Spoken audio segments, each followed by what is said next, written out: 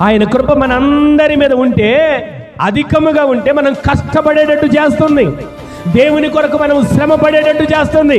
ఒకవేళ దేవుని కొరకు చేసే పనిలో కష్టమే వచ్చినా, ఒకవేళ దేవుని కొరకు చేసే పనిలో శ్రమే వచ్చినా, ఒకవేళ దేవుని కొరకు చేసే పనిలో ఇబ్బందులే వచ్చినా మనకేమనిపిస్తుందో తెలుసా? దైవ కృప పొందుకొని ఉంటే, ప్రయాసపడినది నేను కాదు. ఆమె చెప్పండి. అదే అందరి మీద కృప అధికముగా విస్తరించబడలేదనుకోండి, నేను కాబట్టి చేశానండి ఈ పని, నేను కాబట్టి ఉన్నానండి ఈ పని అని అంటుంటాం. కానీ ప్రయాసపడేది ఎవరు? నేను కాదు. ఇక్కడ ఈ పనిలో, ఈ సేవలో సహకరిస్తున్నాం, ఇక్కడ సేవకులుగా మేము నిలబడుతున్నాం, కానీ ఈ ప్రయాస మాది కాదు, మాకు తోడయ్యున్న దేవుని కృప. గట్టిగా ఆమె చెప్పండి.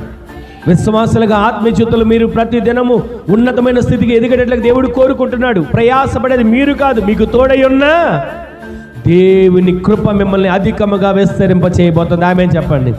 ప్రతి కొదువులను దేవుడు తీర్చబోతున్నాడు. ఆమె చెప్పండి. ఆయన తోడే ఉండబోతున్నాడు. అయితే అధికముగా కృప పొందుకున్న వాళ్ళు ఏం చేస్తారంటే ప్రయాసపడతారు. ఎవరైతే దేవుని కృపను పొందుకుంటారో వారు ప్రయాసపడతారు, వారు కష్టపడతారు.